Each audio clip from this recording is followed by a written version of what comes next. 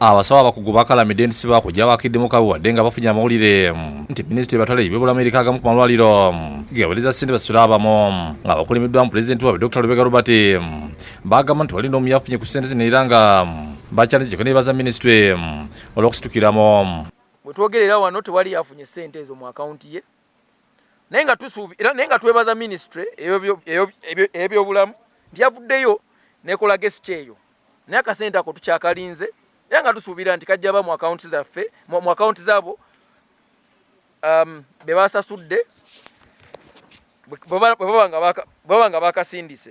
Okusinziira ku Dr. Lubega emirimu egisinga bagikola bula nga bakoma kufuna kusindika omwezi ogw'ekumi kyokka nga balina okusoma kuva mu Oktoba paka February mwetuli era nga bannaffe abali mu first year oba abali mwaka ogusooka bo munnaye akasente bayite bannakakombako yadde kuva ebaripootinga amasomero ag'enjawulo ate ng'era ne bannaffe abali mu mwaka ogwokubiri n'ogwokusatu embalala nga baali batutte batwala emyezi mukaaga nga tebasasulwa nga ali mwaka ogusooka era nga netwogerera wano kana akasente tebakalabangako kyetwebuuza kiri nti akasente kalagawa.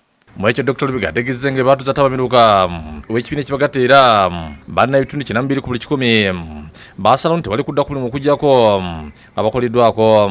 Dr. Muyanga Mark agamba nti baaganye ekyokulako abasaba ne bategeeza okujja nga gavumenti ekoze ku bonna babyogedde mu kundanamu lye batuuzizza emala ku guest house.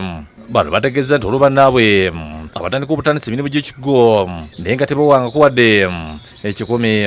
Ekisooka tuwaddeyo emyezi emeka 2 ekyokubiri neeba nga ate ewaddeko abamu abalala neetakola ki neetabawa kati ffe ekintu ekiruma omusawo omu n'omulala kikola ki kimukwatako. Nze sisobola kubanga ngenda mu theatre ne Dr. Lubega nga bansasudde ndidde bulungi enkoko yange oba nywedde kacyayi Dr. Lubega nga tanywedde. Dr. Nahawe Aaron yannyonnyodde gavumenti yeetaagisa obya 23 okukola ku nsonga eno ne basaba kikolewo embwangu bakitekemu amaanyi ate bakyanguye bafune akasente kano akeetaagisa abasawo baffe bano basasulwe ate baddeyo okukola lwakuba abalwadde bali mu kubonaabona. bwe bate basaba gavumenti ekole ku bandaabwe kuba kyo bekyetaagisa kwatta ku allowances z'abana abakungu bazikwateko tusasulwe tube nga tusobola okuddayo ku mirimu kuba naffe tuli bantu tulina abaana tulina okulya.